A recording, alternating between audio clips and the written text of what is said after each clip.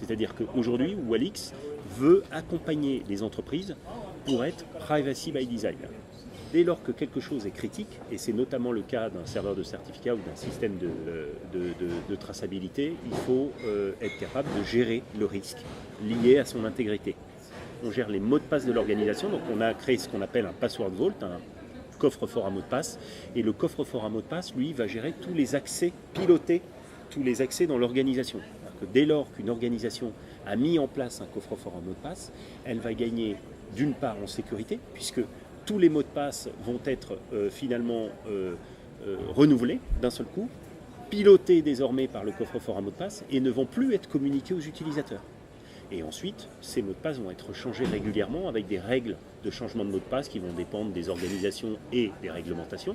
Donc ça élève d'un seul coup le niveau de sécurité.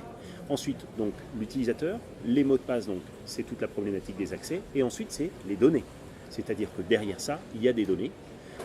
à la fois les données qu'on enregistre de l'utilisation des administrateurs ou des utilisateurs de comptes à privilèges qui vont par exemple accéder à un système industriel pour le piloter, accéder à un serveur SAP pour gérer toutes les données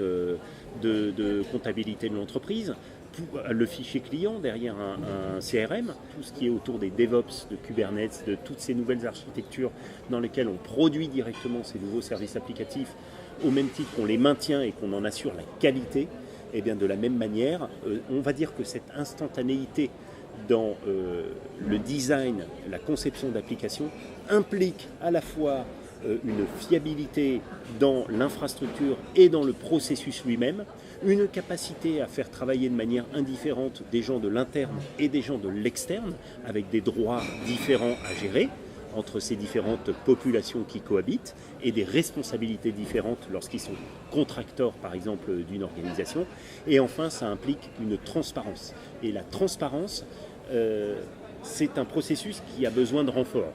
On a engagé tout un chantier autour de l'intelligence artificielle, le déploiement dans des organisations multi-WAB, multi-bastions et dans des organisations étendues, et ensuite développement de l'écosystème, interopérabilité.